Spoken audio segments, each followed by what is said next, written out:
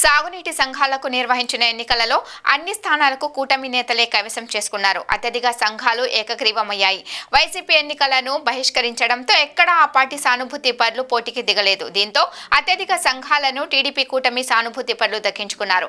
శ్రీకాకుళం జిల్లా లావేరు మండలం బుడమూరు పెద్దగడ్డకు నదీ పరివాహక ప్రాంతం యొక్క నీటి సంఘాల ఎన్నిక ఏకగ్రీవమైన సందర్భంగా తామాడ, నేతేరు, లక్ష్మీపురం, లోపెంట సాగునీటి సంఘాల అధ్యక్ష, ఉపాధ్యక్షులు గొర్లె ఆదినారాయణ, అలుపన సూర్యులు, నెంబర్స్ వల్ల అప్పన్న, వాకాడ అసిరి నాయుడు, మిగతా నెంబర్లు లావేరు మండలం టీడీపీ సీనియర్ నాయకులు, మాజీ ఎంపీపీ ప్రతినిధి ముప్పుడి సురేష్, టీడీపీ సీనియర్ నేత ఎచ్చెర్ల నియోజకవర్గం బీసీసీఎల్ అధ్యక్షులు గొర్లె శ్రీనివాసులు అభినందిస్తూ ఈ సందర్భంగా అధ్యక్షులకు సన్మాన కార్యక్రమం నిర్వహించారు. అనంతరం కూటమి నేతలు సంబరాలు చేసుకున్నారు.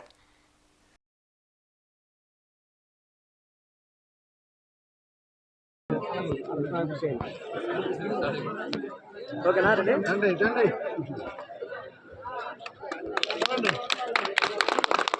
అయితే అంతమంది పడతారు, లేకపోతే కట్ అయిపోతుంది. ఓకే గొలుసండి ఈయన కంట వచ్చిందండి.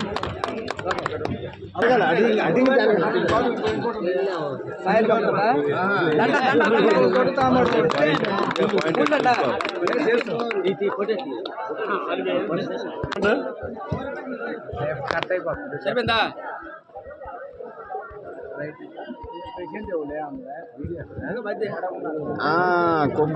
చిత్రకృష్ణ వచ్చాడు.